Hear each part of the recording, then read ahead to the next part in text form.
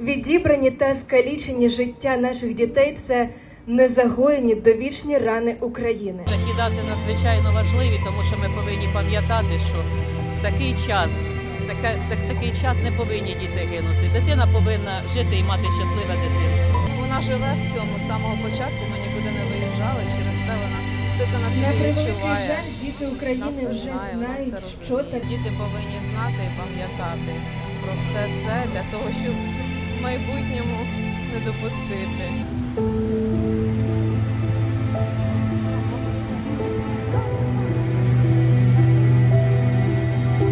Кожного року, 4 червня, Україна вшановується День пам'яті дітей, які загинули внаслідок війни.